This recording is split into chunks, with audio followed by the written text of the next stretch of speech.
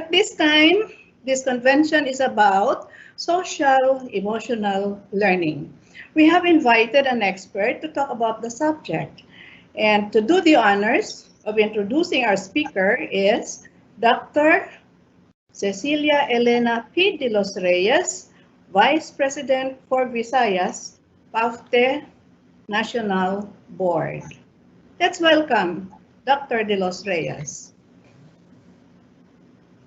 Good afternoon, ladies and gentlemen.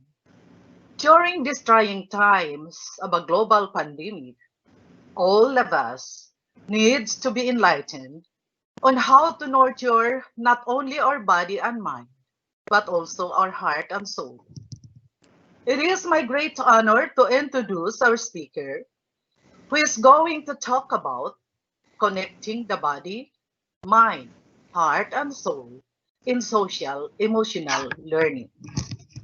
He graduated Master in Business Administration from the University of Leicester and a Bachelor of Science in Economics and Management Studies from the University of London. He also earned a specialist diploma in applied learning and teaching from the Republic Polytechnic, an advanced certificate in training and assessment from the Institute of Adult Learning in Singapore. As an expert of the ASEAN University Network Quality Assurance, he holds these positions as Green Jacket Assessor and member of the AUNQA team. Currently, our speaker is a member of the Quality Assurance Expert Group in the European Union Support to Higher Education in the Region, or the EU SHARE project.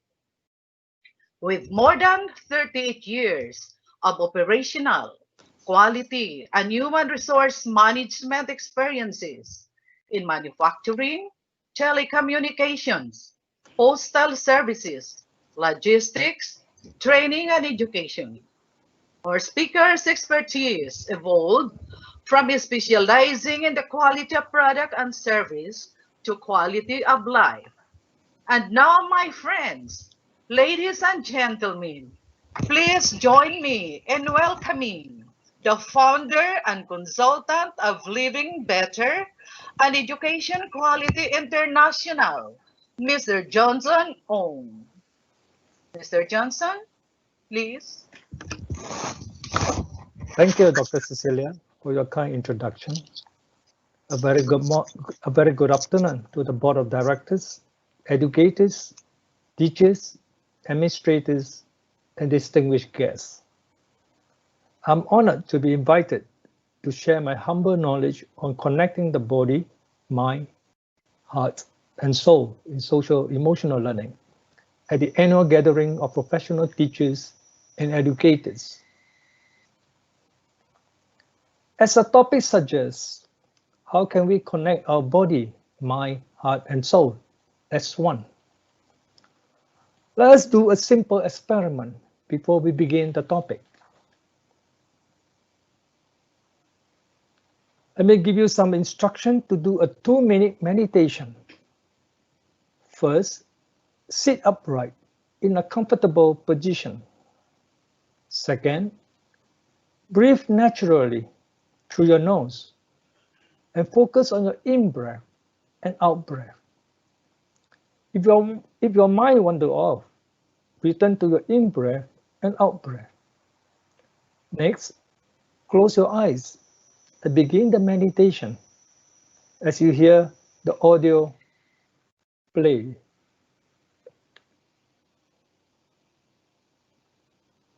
Hello and welcome to the Mindful Movement.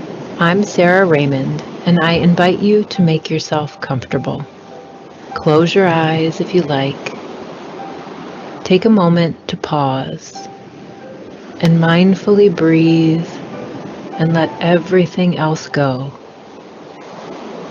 Breathe deeply in through your nose and breathe out completely through your mouth. Do this again.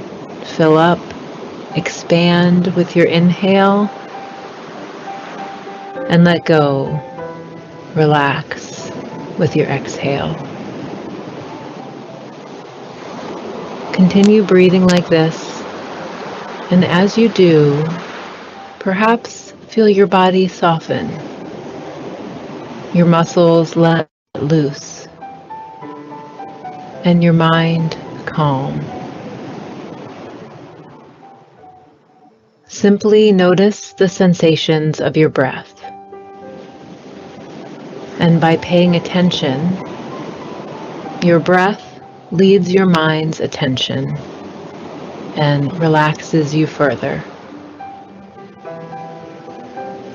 Allow your thoughts to come and go, just like the rise and fall of your breath.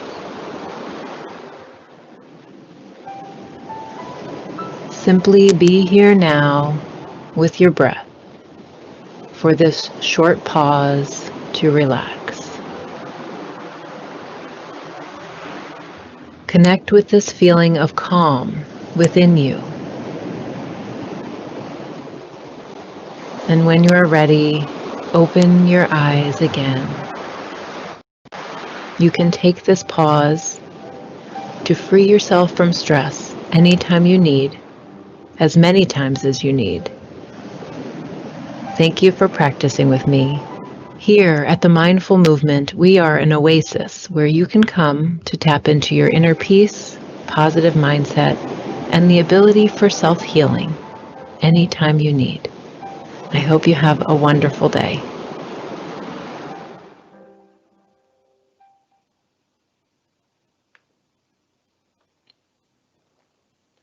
Now you may open your eyes and stretch your arms and body if you need to. How do you feel during the 2-minute meditation? Are you feeling sleepy? Relaxed and calm? Peaceful? Lost in thought? Or curious? In this short meditation, you have connected with your body by being aware of your posture and breathing. You have connected to your mind by being mindful of your thoughts. Besides, you have also connected to your heart by being aware of your emotion. We would have also connected to our soul if we had meditated for peace and good health for all the people gathered here this afternoon. My presentation this afternoon will cover 3 key areas. Why social-emotional learning is important. Social-emotional learning is the heart of education. And lastly, connecting the body, mind, heart, and soul through the design of experiential learning. Why social-emotional learning is important, especially among children and teenagers. First, let us take a look at some of the facts about mental illness. According to the National Alliance on Mental Illness, reported that 20% of youth had mental condition. 11% of them have mood disorder. 10% of them have behavior or conduct disorder, and 8% with anxiety disorder. It's also sad to know that 50% of all lifetime cases of mental illness begin at the early age of 14, and that suicide is the 3rd leading cause of death among youth.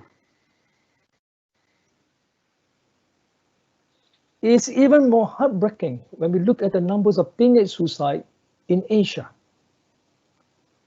The Philippines registered the 4th highest in teenage suicide rate in ASEAN and the 8th highest in Asia.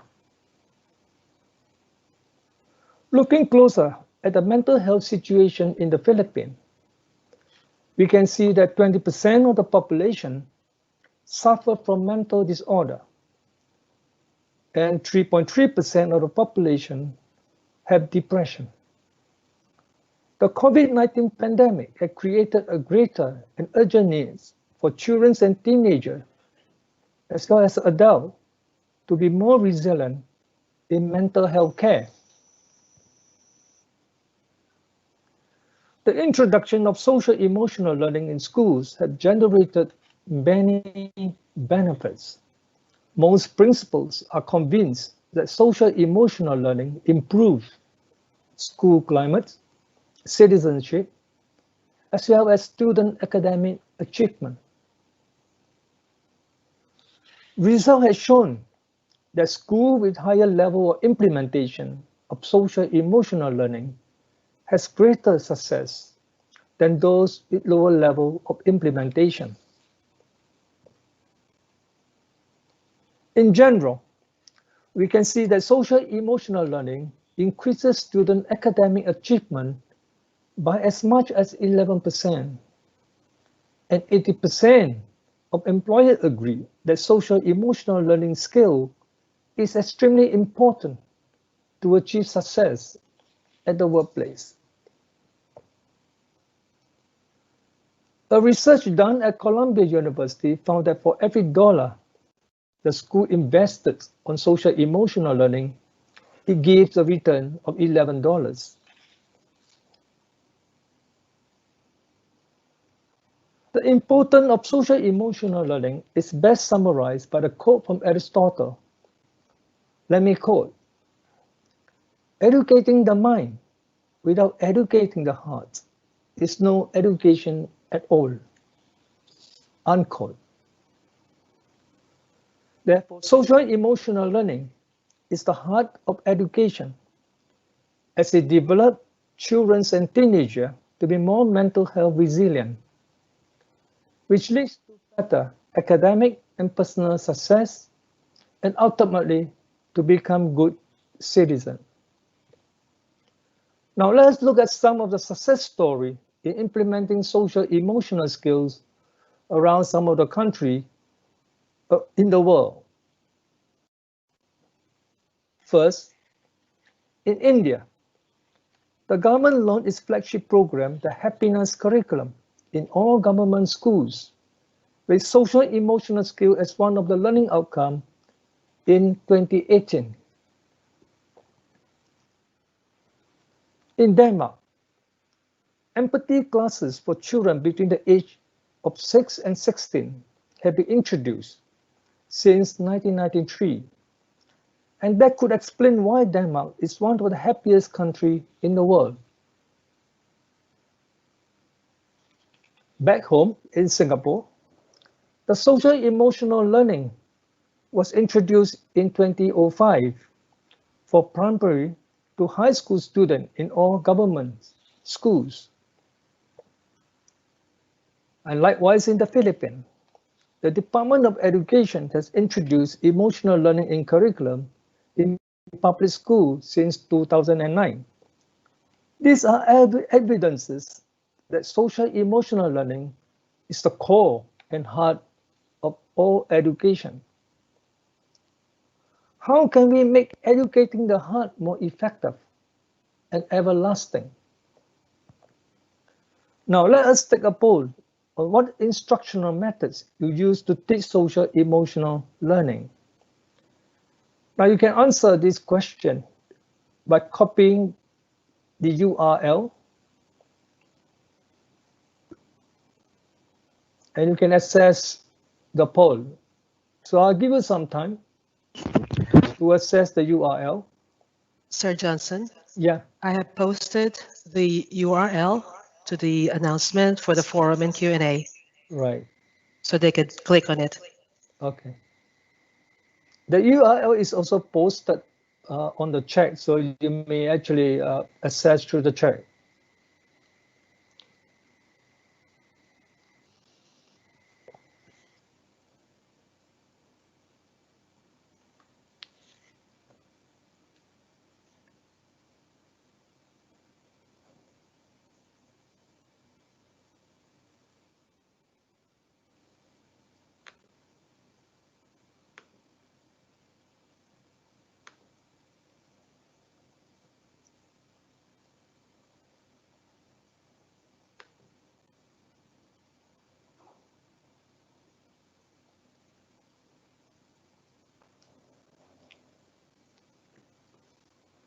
So let me give you a little bit more time to complete the poll.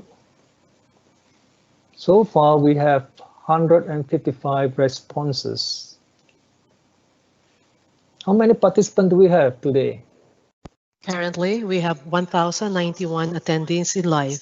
1,000.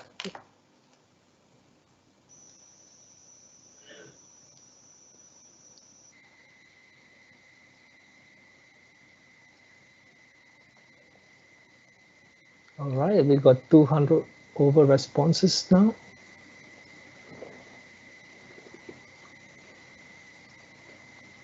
Good, it's going up.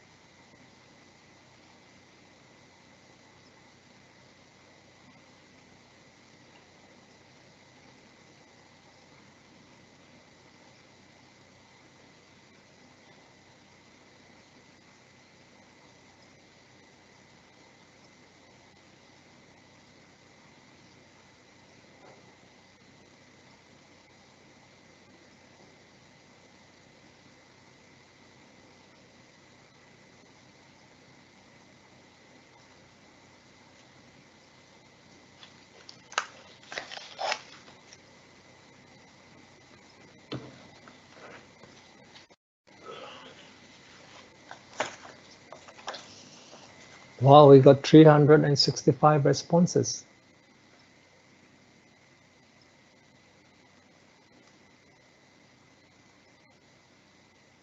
Well, we can see two of the highest method being used here.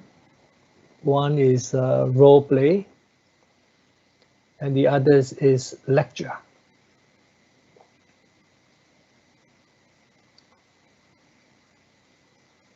Let's wait a little bit longer for the rest to come in.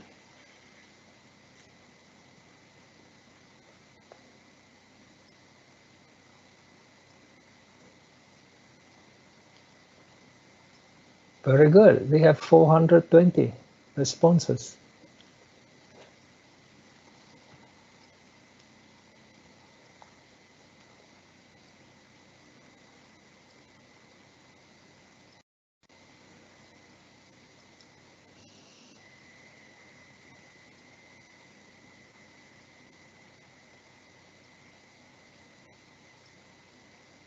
It's amazing to see the results. So we have so far the highest is role play. The second is lecture.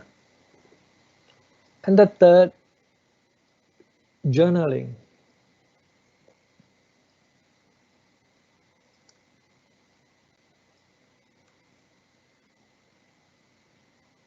Oh, we have more than 500 now.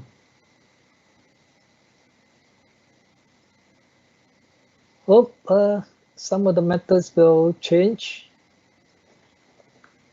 as more people participated in the poll.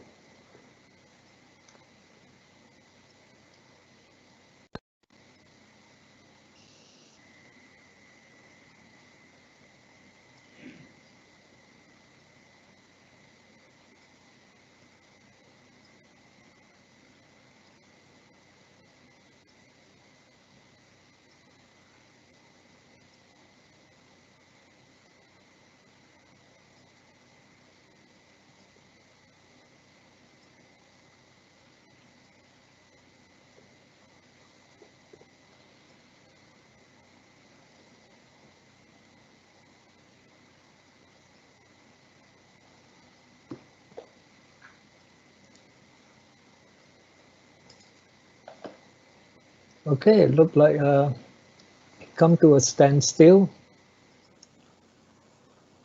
So let's view the results.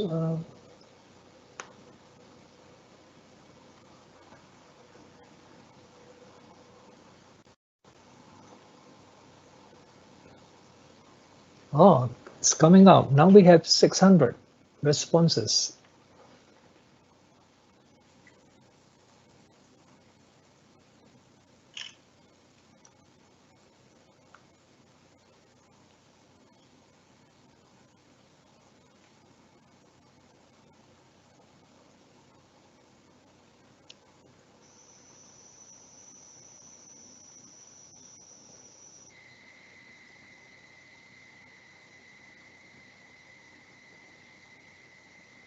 Sir Johnson, Yeah, based on your studies, is this what you expect from no, other countries too? Or is it different? I think I would expect more active learning. Yeah, yeah, but it's quite surprising that role play is the predominant uh, instructional methods, and the second is actually lecture. I was quite surprised the lecture took up quite a high percentage. Yeah. Thank you, sir. Could the audience see the chart now? Yes, they can see the chart. They can see you're presenting. All right, that's great. So maybe let us stop here, pause here, and take a look at the numbers of cases that have been reported so far. So role play is the number one instructional method being used in social emotional learning, and they have 400. All right, 400 cases. The second is lecture with 315, and the third is journaling, 195. I'm quite surprised that exponential learning, all right, there are 143 cases. It's actually the fourth most used instructional methods amongst teachers for social emotional learning. And I think that gives me the reasons why I should talk about exponential learning in my talk today. So let me go back to my presentation.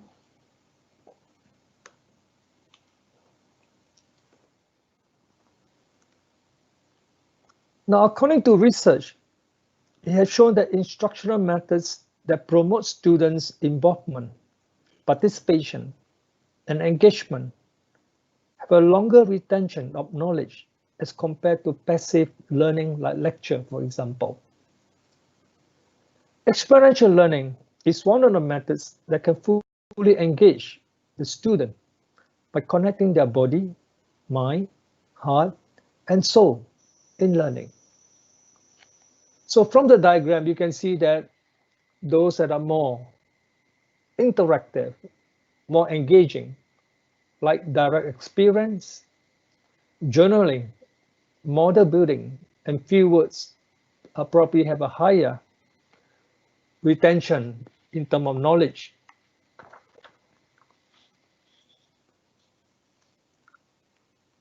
Dr. James, in his book, The Art of Changing the Brain, convincingly argued that effective learning takes place when our sensory cortex, interactive cortex, frontal cortex, and motor cortex are stimulated.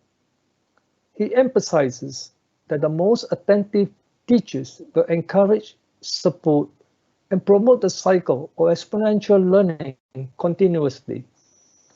Now let us watch a short video clip on his explanation.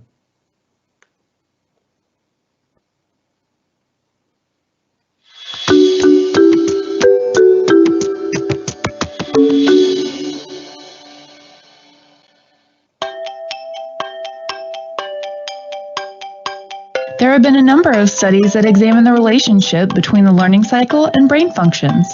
Perhaps the most systematic is James Zoll's research reported in his two great books, The Art of Changing the Brain and from brain to mind. He emphasized that knowledge resides in networks of neurons in the neocortex built by experience. Learning from experience results in actual physical changes in the brain, so you could say that educating is the art of changing the brain. While acknowledging the greater complexity of brain functioning, Zolt proposed that specific regions of the brain were involved in the modes of the learning cycle. The sensory cortex receives information from the outside world through our concrete experiences. The back integrative cortex creates meaning out of sensory information through our reflective observations. The front integrative cortex helps us think and plan through problems with abstract conceptualization. The motor cortex facilitates action. Action closes the learning cycle and reconnects the processing inside the brain with the world. It generates consequences that create new experiences that begin the cycle anew.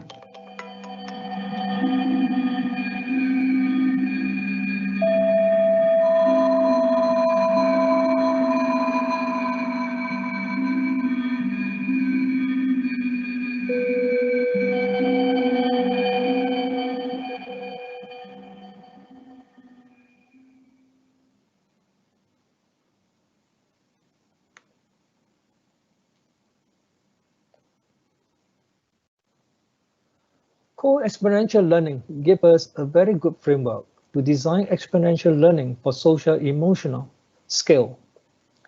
It engages the student through feeling, connecting their hearts, watching and thinking, connecting their mind, and doing, connecting their bodies and soul.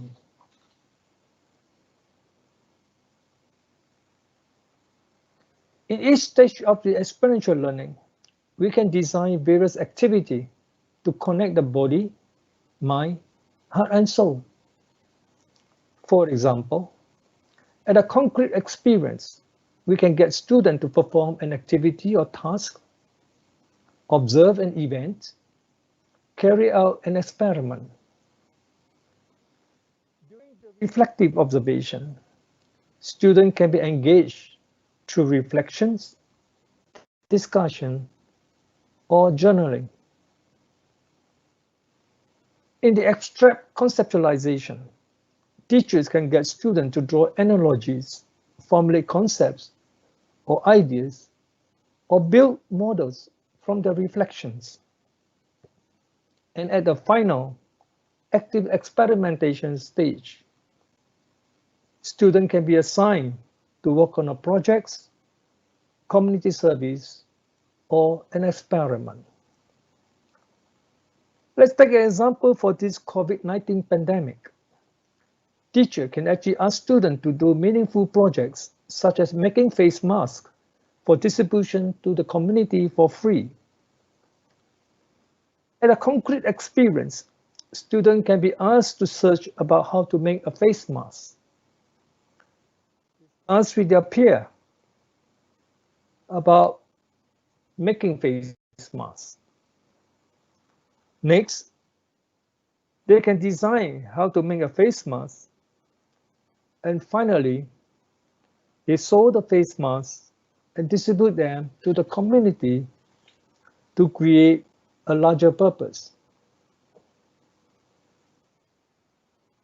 This screen basically shows you some examples of activities that can be carried out at the 4 different stages of the experiential learning, from reading to problem solving, through role play, through journaling and discussion and brainstorming, through interactive lectures, analogies, model buildings, and through fieldwork, homework, practicums, as well as role playing. Connecting the body, mind, heart, and soul have proven to be an effective experiential learning pedagogy for social emotional learning. For example, at the Singapore Management University in Singapore, students attending a course on diversity are required to wear a probe to stimulate what it might feel like to have certain disability or physical conditions. This helps to instill empathy and compassion in the students. Lego blocks are effective aids for social emotional learning, especially for children and teenagers, since they are familiar with them at a very young age.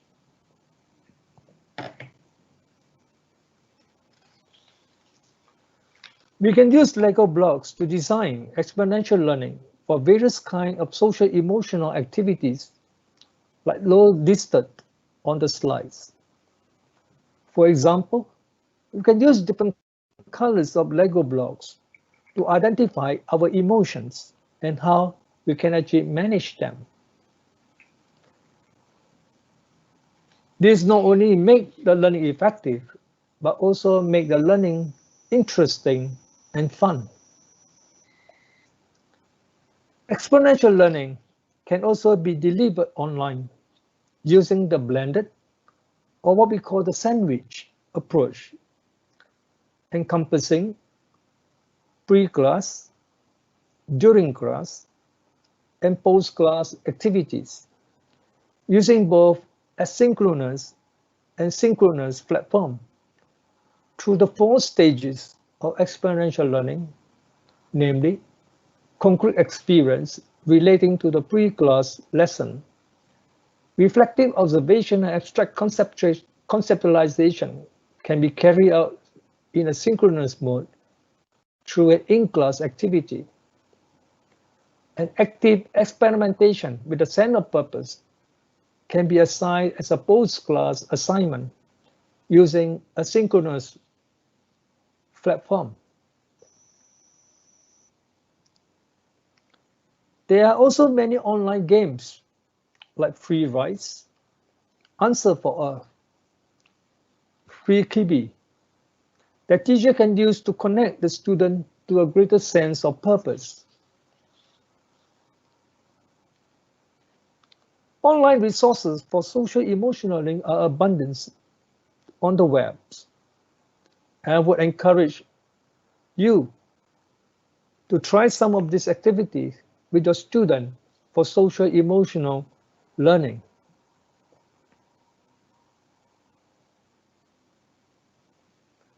I will end my talk with a quote from Dalai Lama. I quote, "Modern education which is focused on material goals and disregard for inner value is incomplete. There is a need to know about the working of our mind and emotions. If we start doing and make an effort to educate those who are young now in inner values, they will see a different, peaceful, and more compassionate world in the future."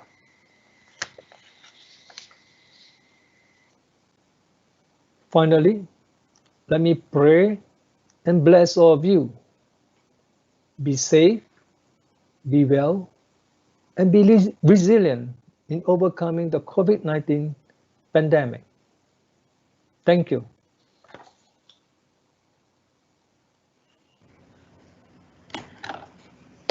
That was a great sharing, Mr. Johnson. And we feel that we have been reinvigorated with that information and discussion on SEL, social emotional learning. Thank you very much. We have now to consider that it's not just lecturing about the subject matter this time, but we have also to consider the social emotional aspect of our students. That's great. Thank you very much, Mr. Johnson.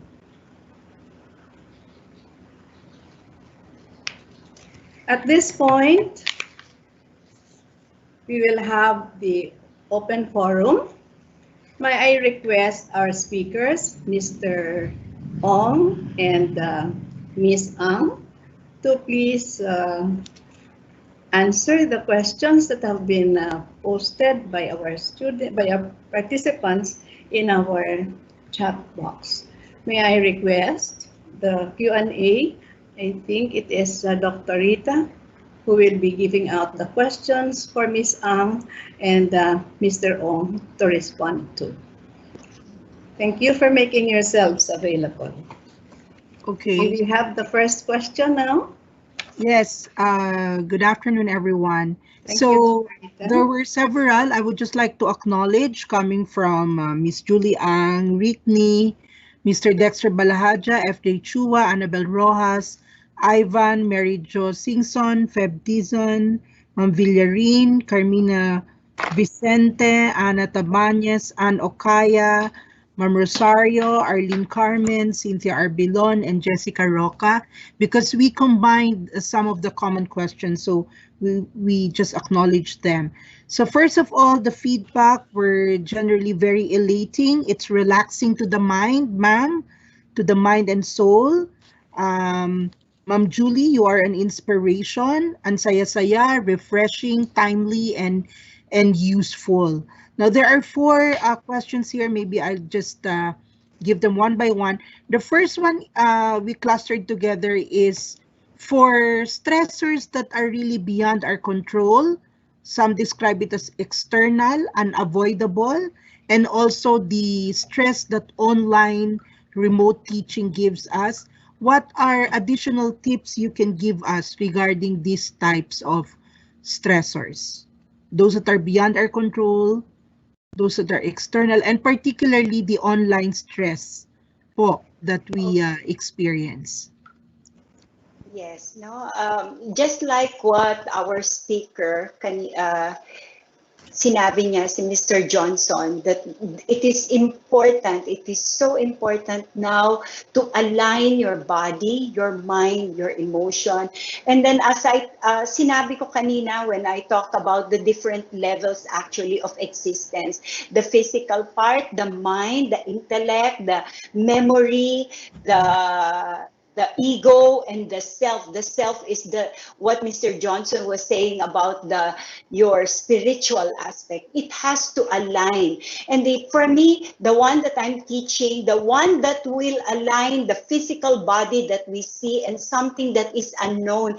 Kasi talaga ang stress, it's out there. Wala kang magagawa. It's just there. You cannot avoid it. You cannot do something about it, but you can do something about your own physical well-being.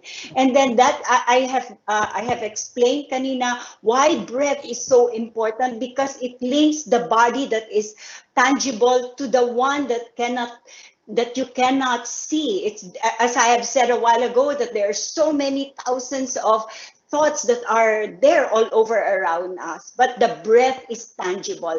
And then when you feel that parang hindi mo na talaga kaya, your breath, go to your breath. So that's my advice to you. And then, of course, I mentioned about where do we get energy, because your food has a great impact to your mind and to your emotion, your rest, and then protecting your mind, the tranquility of your mind, and then the breath. So that's my Thank you. Thank you, Ma'am Julie, for mentioning food, because there is a question here. Give us tips on the food we would eat that are stress busters. Yes. So first is, diba kanina we were talking about life force, about we need life force. We need for our capacity. So it's like our gasoline. So be careful of what you eat. Your eat has to represent life force. Kung kakain ka ng mga noodles, yung mga nakapak, tapos makikita mo may expiration of 2 years or 1 year. So what can you get from those? Diba? Wala nang life force yun, that is dead already. So, and then you now that we need so much energy with so much demand from us for the new normal, then make sure that what you eat doesn't really take the life force away from you. Because, for example, if you eat heavy food, it will take 2.5 days to digest the food. So imagine, para kang merong housekeeper ka sa bahay mo, or ikaw nagtrabaho ka ng 2.5 days. So what will happen to you? You will break down. So my point is to take something that is easy to digest, that it will energize you. So I think you can Google that. So maraming information out there, but number one lang is eat fresh, because it has the sun, the chlorophyll, and everything in there. Thank you, Ma'am Julie. They said the more colorful your plate, the better, no, with fresh fruits and Agree. veggies. And last question po related to Can I our add topic. something to that Yes, also, yes, please, ma'am. ma'am? And yes, you were right, really right, that it can, dapat maraming color and different parts of the food. Like for example, when you eat a vegetable, hindi lang pwedeng dahon ng dahon. So eat the whole parts. So the whole parts is, meron ka dapat like the kamote, which is gets mineral underneath the soil, the stem, the leaves, the seed, the flower, the fruit. So dapat para balance yung pagkain natin. And then you will get the full life force from the food that you eat. Thank you, Ma'am Rita. And last year there's a part, no, nakikiusap na itanong regarding the body clock. I think the problem is the sleep, and then the other one is on hair loss due to stress. Yes, I know. You know, I was about to teach kanina the energizing breath, which is very, very good for people who cannot sleep. So you listen to the parang rhythmic and the ocean-like sound. So you know, this like kanina I've talked about like losing yung sayo na nahulog ang hair mo. It is all because I of stress that I have mentioned a while ago that 60 to 80% is caused by stress or aggravated by stress. So if you lower your stressor in your life, then you will feel that maano yung what your concern is. So it's just so I have a lot of breathing techniques with a specific kind of result. So next time siguro I can share that to PAFTE. Thank you. And they are also interested with your Sky Campus Happiness Program. They can Yes, tell, I'm sure. Yes. Thank you very much, Ma'am Julie. The major takeaway, breathe.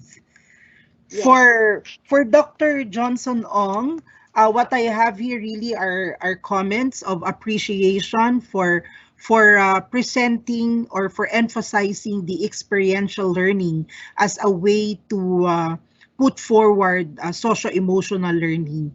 Particularly, they were interested with the use of Lego for socio-emotional learning, and also for giving emphasis to the cold experiential learning framework. Would you like to add a few insights here, sir? Right. Yeah. Thank you so much for that question. I think Lego is something that is very, very easy to use, and children love that because most of the kids love to play with Lego when they are young. For example, at the start of a lesson, especially in terms of emotion awareness, emotion management, we can actually get the children or the student to actually example some color of the Lego to represent their emotion or to represent how they feel. For example, I can say, okay, I can use blue as a way to describe my emotion now, basically because I feel calm, I feel very peaceful. All right. And of course, they can use a variety of colors. So if someone is passionate, someone is angry, he or she can actually use red. Or maybe someone who is very truthful, very spiritual, he or she can actually use white as a way to represent that. So I think it's something that students and teenagers are very familiar with the game, and I think by doing so, they can better associate. They probably could be able to relate much easier about the emotion, and how they can actually manage it. And if you have gone to Lego Education, if you Google Lego Education, they have varieties of activities and games that teacher can actually make use of to teach not just social emotional skill, but also certain academic subjects like mathematics, for example. So these are easy and simple to use aids, that can help teachers and of course the student as well to learn much more effectively.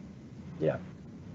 Thank you, sir. I think there's a group of teachers really who are enthusiasts on this. They have a group, and we see that these are used not only for the basic ed but up to the level of teacher training, Right, because right. we are able to practice self-management and self-awareness all Right. while working with the blocks. Thank you very much, sir. My pleasure. Back to you, Ma'am Celia. Thank you. Okay. So we thank our participants for their active participation with the questions and comments that they made. And we thank also Ms. Ang and Mr. Johnson for answering generously the comments and the questions. They're really very helpful, and you have been very, very generous yourselves.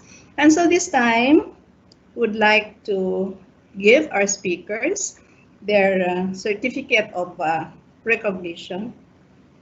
May I request Ms. Ang also to turn on her microphone. Now, the certificate of registration of Ms. Ang is expressing the gratitude and appreciation of PAFTE for the sharing of her rich experiences, lofty thoughts, and brilliant ideas during this convention. Thank you very much, Ms. Ang. And we have you the so much. recognition of Mr. Johnson Ang. Would like to give him also his certificate of recognition. So the certificate of recognition for Mr. Ang reads, Philippine Association for Teachers, Educators, and Incorporated, PAFTE, in partnership with Amicus Koi Corporate Solution and Lorimar Publishing Incorporated, awards the certificate of recognition to Mr. Johnson Ong Chi Bin in grateful recognition and appreciation of his lofty thoughts, brilliant ideas, and rich experiences shared with the topic connecting the body, mind, heart, and soul in social emotional learning during the 49th National and 10th International PAFTE Convention through the second webinar, with the theme, The Promise of Social Emotional Learning Amidst COVID Pandemic, held on October 9 and 10, 2020, given this 10th day of October 2020 at Manila, Philippines. Signed, Brenda B. Corpus, President of PAFTE, Ms.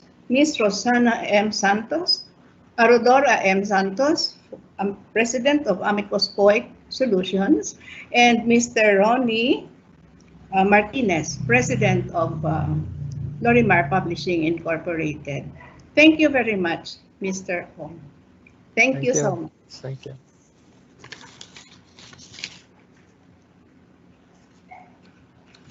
We will now have updates from our partner agencies. PAFTE is so blessed to be connected with partner agencies that support its advocacy. At this instance, we are going to hear from the distinguished representatives of our major stakeholder agencies, most concerned with teacher education and the educational sector at large. They will provide us updates on programs and other developments that link their agencies or organizations to teacher education institutions, continuing professional development and standards along the Philippine Qualifications Framework, or AQF. These are in addition to other policies, programs, and reforms most relevant to teacher education and a teacher's career path. It will be most interesting also to hear their program updates during this new normal caused by the COVID-19 pandemic. Let's start with the first agency, in no order of priority. It is the Professional Regulation Commission, or the PRC, which is the regulatory agency for professional status and standards.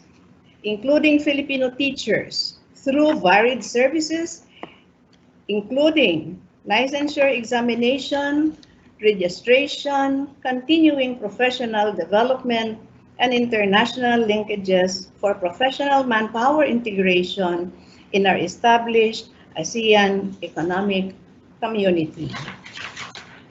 The second agency is the Teacher Education Council, the TEC, which is the coordinating council mandated to harmonize the pre-service and in-service teacher education programs that could fill up the gaps between pre-service and in-service due to our trifocalized education system.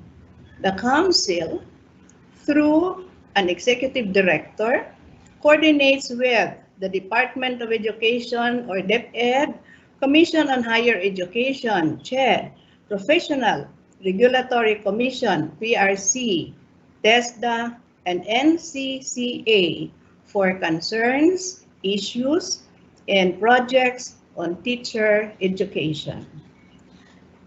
The third agency is the Commission on Higher Education, CHED, and the Technical Panel on Teacher Education, or TPTE.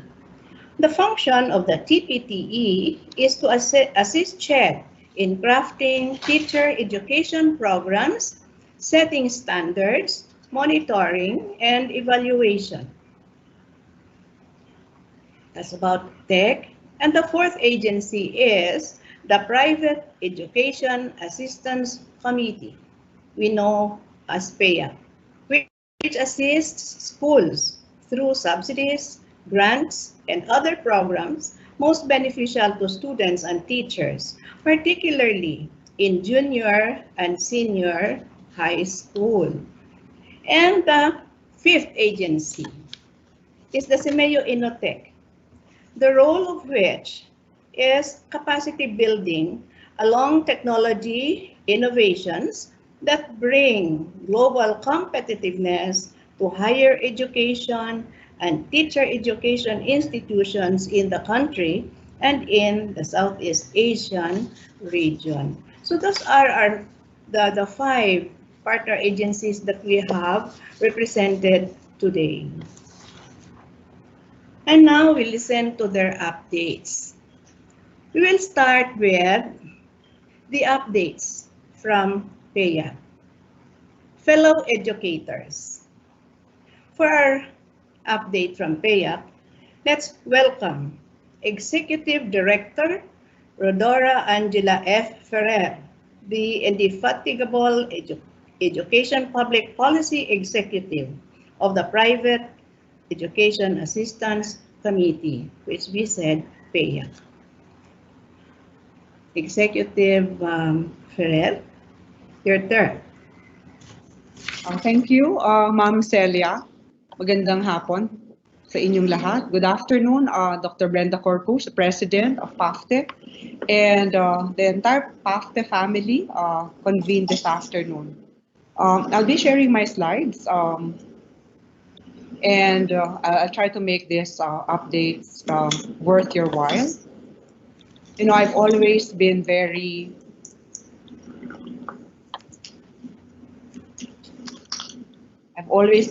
honored attending PAFTE events, and it has always been to me a very good opportunity to be with every one of you.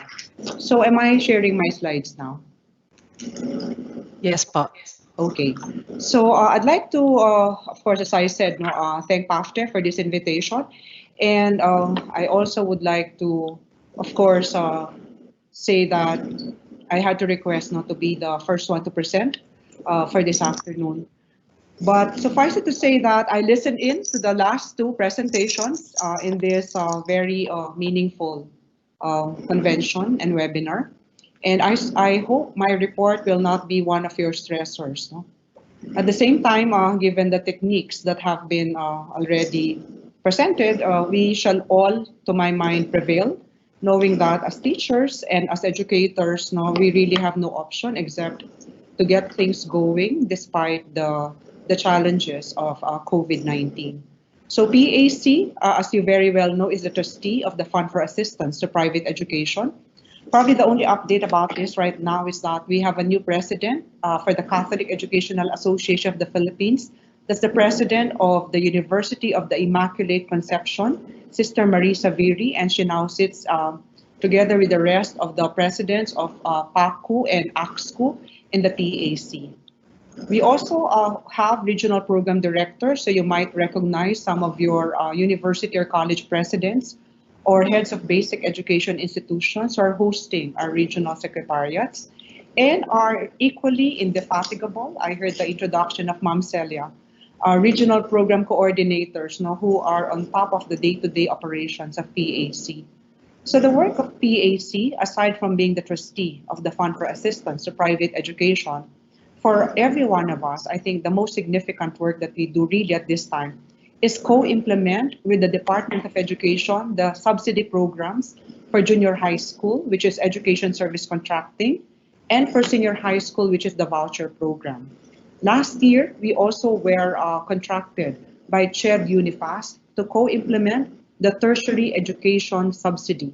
So this will all be part of the updates that we'll be making. But we also would like to first share with you, as we always do, the national data on enrollment of private schools in school year 1920.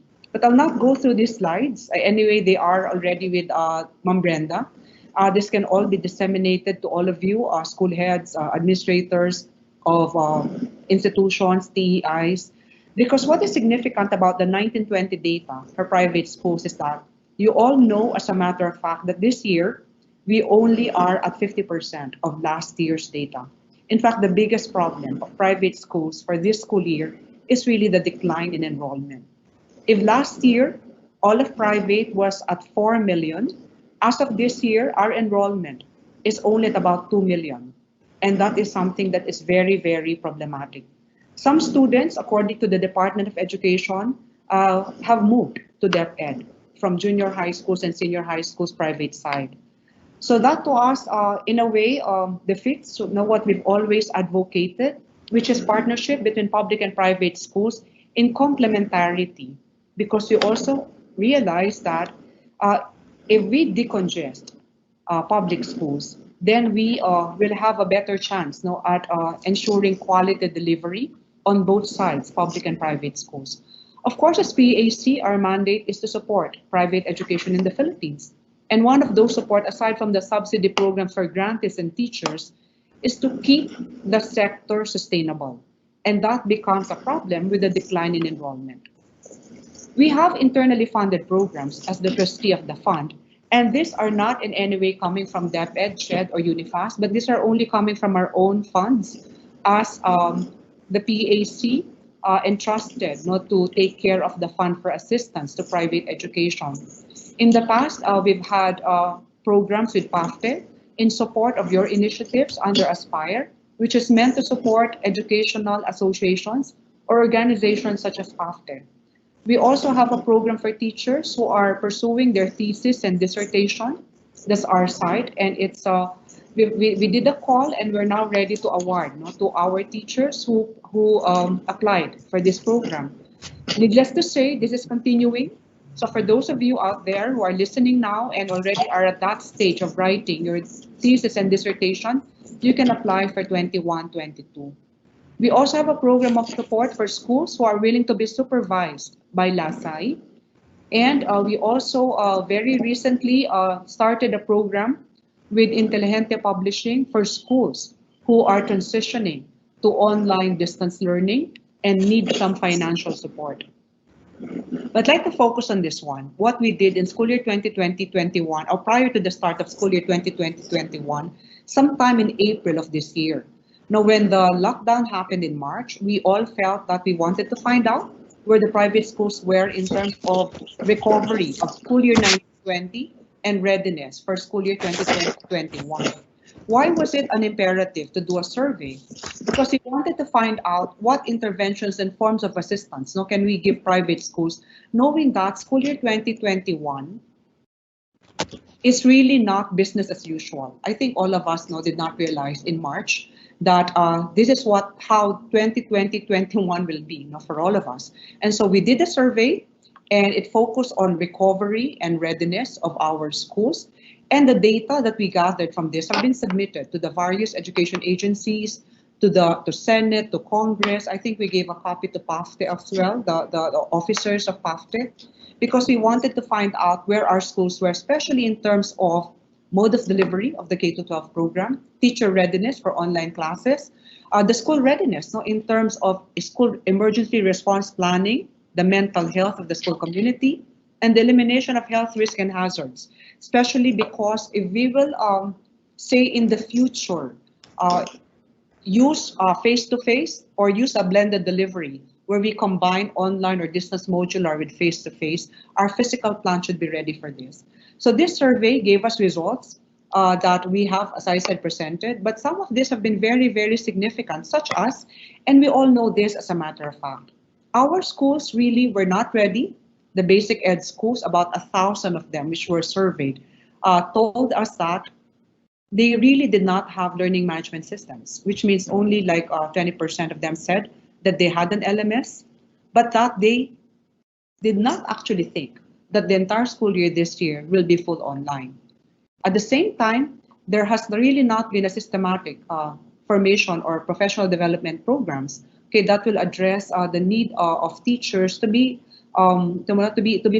familiar with the online distance learning or even distance modular. As I said, face-to-face has always been our comfort zone, and that all of a sudden it is something that is not implementable. We also saw that schools have problems with connectivity, not just the schools, the students and the faculty as well, especially because we now realize that everyone will have to work from home, will have to study from home. At the same time, there's also lack of gadgets, devices, etc. So you can see the problems are really, really stressful. And we realized this in April. And at the same time, the recognition is that the use of technology has not been appreciated as one which for its long-term value, meaning we thought that it was supplementary rather than an integral part of growing as a future-ready school. And of course, I don't blame the schools for this kind of a mindset, because to my mind, if you will move towards online distance learning and make it part of your strategy, you cannot have thought of that in March and implement that in August. So this is where our basic education schools are in April. And so what we did was we helped them with a school recovery and readiness assessment tool so that they can also systematically assess their level of recovery and readiness for the next school year. And at the same time, we also drafted the school recovery and readiness plan, which is very similar to the learning continuity plan. In fact, this was released before the DepEd released the learning continuity plan. And then in various meetings with DepEd, they have accepted that the PAC SRRP is an equivalent of the learning continuity plan, because those areas which they wanted to see, which is delivery mode for the K-12 program, the school's readiness in terms of its physical plan in the event of a face-to-face, teachers' readiness, connectivity issues are all found in the SRRP. So what we did in May was that we walked through these two instruments with the different schools who were willing to listen. Now, this was a free webinar. And at that time, what we really were planning of in terms of intervention was that we just wanted the schools to be able to cross, from the lockdown to the opening, which was DepEd started with an announcement of August 24, which eventually became October 5. But when we surveyed our schools, we know that some of them actually opened in July. A huge 80% of the participating schools in the GASPE program were opening on August 24. That's why when DepEd made an announcement that they will open on October 5, we again communicated to DepEd that the private schools were ready to open on August 24. We were, of course, very concerned about school opening, because if we do not open the school year for private schools, we will have problems with teacher salaries. Part of the survey that was conducted on the financial recovery and financial readiness of private schools is that they really were having problems with their cash flow, knowing that some students were not able to pay in March. And if you do not have enrollment sometime June and July, then again, you'll have some cash flow concerns. At the same time, we were communicating to DepEd that if we do not open the school year and are not very definite about the plans for the school year, then how can GASPE be implemented? You know that GASPE is education service contracting for junior high school, which as of last year was at 1 million grantees. Now, this is significant. I always say this, 1 million grantees last year. Right now, our enrollment based on DepEd data is only at 800,000 for all of grade 7 to 10 private. Now, what does that tell us? Our students are not there. Now, they've actually opted out, possibly, or moved to public, or as what we have argued with members of Congress, all this time, the ESC was really unattractive, to my mind, for those families which are at socioeconomic C, such that when there is an economic downturn, then it's the first to go, meaning the schools do not have extra income that will allow them to move their children to the private schools. For the voucher program last year, we were at about close to 1.3 million grantees. As of this year, again, the enrollment is down, all of senior high to about 800,000. So this has caused us a lot of, rethinking, and has made us propose several provisions to DepEd, so that we can mitigate the effects of all of this, the implications of the decline in enrollment. What are these that we have proposed? We have proposed increasing the ESC amount. We have proposed increasing the voucher amount.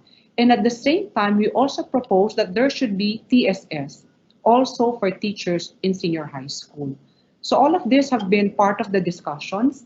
And, USEC Jess, who sits in the PAC, has been very supportive. They cannot, exact any more support from him because he already has given us all the support he can give. But we also know that everyone is in a tug of war as regards, the national coffers, which means even DepEd has to keep on arguing for funds so that we can proceed with the delivery of basic education at K-12. And at the same time, you also know that SHED and UNIFAST are also implementing subsidy programs for the higher education sector. So everyone is asking for funds. But in the many meetings that we've had with them, we were saying that if we start the school year, then there'll be GASPE, there'll be TSS, then there will be TES at the higher education level, because we do not want our teachers lining up for ayuda. See, we want the programs to be in place because these are legislative support for private school teachers, and that we know how to implement them because there are guidelines, there's a system, there are mechanisms. We also did a lot of special provisions for this year, and I think DepEd has agreed in principle to this. We're just waiting for the DepEd order. And how will this be useful for our schools? We were saying that for this year, as a special provision, we could accept ESC at grades 8, 9, 10. Okay, that is very, very important. Meaning, if in the past we only allowed ESC at grade 7, if we can allow ESC at grades 8, 9, 10, for students who are currently enrolled but are not ESC grantees, then that's big help for our schools. My argument here has been, kung noon may pera, ngayon wala na. Kung noon may trabaho dahil OFW, ngayon wala na. Okay, so we need help for all of our students. And the support that's given by government is not even a full support, it's a subsidy. We also are saying that if a school ceases operations temporarily and a student decides not to opt out this year, if they come back next year, they should be allowed to participate. And if a school reopens next year, then the school will not lose its status as a participating school. So all of these are special provisions that we have proposed to DepEd, and I think this will be released very soon. They've said that they are in agreement to this, and this actually has a precedent. Now, when the Marawi siege happened, we also proposed special provisions for the Marawi schools, because given the same argument, using the same logic, this is a catastrophe that we found ourselves in, COVID-19, and that everyone really needs support. All families, all students, one way or the other, will need some support from government. Okay, as regards the certification and recertification process, Because of the COVID-19, all of our processes now are really online. So we're doing online quality assuring, we're doing online processing of billing documents, and I think our friends at PRC also know this, that we are doing our teacher training online. So happening very soon will be this quality assuring activity for ESC schools, which will be online. So we have imagined how the virtual activity will look like, and all our instruments and documents, all instruments are actually in our system, the PAC Enterprise Information System. All documents coming from the schools are also for uploads. They may be uploaded or mailed to PAC. But what we're saying is that we cannot compromise this activity of quality assuring our participating schools, because again we go back to what we're saying as the objectives of the education service contracting and the voucher program, which is access to quality basic education. Okay, so these are some announcements that we've had. And last July 8th, we also did a webinar just to familiarize our schools with how we intend to implement this certification and recertification of schools in the time of COVID-19. Okay, in-service training is happening right now, even while I speak. I think we just concluded Region 12 and BARM Senior High today. We started August 24 and we will run until December 12. We have waived the registration fees because this is all DepEd funded. What was our registration fee before for PAC was really just the use of the venue and food. That was for the 3-day conference. But because we've done away with all of that, then we just we do not charge for the registration, but they'll have to register because we're getting CPD units for this. It's very strict, how we're running it. We check attendance. It's not an FB Live seminar. There is a registration. We have Zoom hosts such that we check their attendance every single day. And at the same time, it's really one class of 50 to one mentor or coach. So that's how we've been running. As you can see, we are right now, we were in Region 10 and BARM. We just concluded it. And next week, we will be in 4A, first batch, down the line until December. So we still have all the content areas for junior high, including advanced tracks for AP, English, Filipino, Math, and Science. And for senior high, we have all the core subjects. We'd like to thank still our consultant for junior high is Dr. Miguel Rapatan. For senior high is Gina Mantalan. So one from De La Salle, one from Ateneo, but many of your institutions, St. Louis, Lyceum, you have trainers, Adamson University, who are helping out in this junior high and senior high in-service training. In fact, as you can see, we convened in Feb more than 300 of our trainers, both at senior high and junior high school, because we thought we will be deploying them the same way that we did all the summer runs in the past.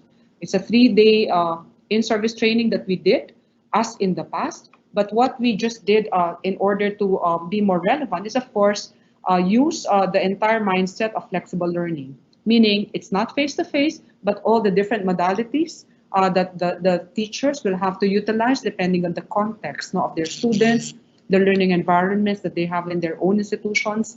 And at the same time, we also had to focus on the most essential learning competencies as released by DepEd and the very recently released DepEd order on assessment. So this is happening right now, and we'd like to thank PRC for still continuing the support to this in-service training program. But having said all of that, we would like to make mention that the work is continuing for the operationalization of complementarity. What do we mean by this? Everyone knows that K-6 does not have support. That's why our call really has been to include grades 4 to 6 at the very least for ESC, because our K-6 teachers are saying there really is nothing for them in all the GASPE programs. At the same time, we also have advocated for senior high school teachers receiving TSS, and now we're working with Congresswoman Ruth Mariano Hernandez on a House bill that will expand ESC at grades 4 to 6, and then TSS for private LM, and then for senior high school. We also have other programs and initiatives. We just did Thank You Teacher as part of National Teachers Month celebration. And we are in partnership with several institutions, De La Salle University, Knowledge Channel, NTC, in order to continue the work of training our teachers, especially because, as I said, we now have to realize that all the different modalities should be at our fingertips. And at the same time, if we all move towards online delivery moving forward, or blended at the very least, then the thinking should start now. So we have this program as well with supported by Intelligente Publishing. And this is the National Secretariat. This is how we can be reached. We also have a very, very active Facebook account. So you may want to visit that and for updates. I'd like to thank you for this opportunity. And if I cannot stay for the open forum, then I'd appreciate if the PAFTE Secretariat and the EXICOM can give us the questions, and then we'll be very willing to respond to this. So maraming salamat sa inyong lahat. Thank you, Ma'am Celia. I can see you. And Ma'am Brenda, maraming salamat sa inyong lahat. And for all it's worth, we're very happy that we're still journeying with PAFTE amidst the difficulties of this pandemic. Thank you and good afternoon. Wow, that's so nice to see you again. Yeah. Miss Doris, after a long, long time. I know. When I got this invitation, I was telling Ma'am Brenda, hindi ba to face-to-face? Of course, we can't do that. But yeah, that's what we always want to do in the past. Yeah, thank you. That was a pack of good news, and the proposals are so interesting. And I think the teachers and the administrators in all levels will be very happy if those are approved and finally implemented. Yes. So good luck to PIAC. Yes, maraming salamat po. Salamat yes. lahat. Okay. Yeah, thank you very much for that. And we have to move on to our next update.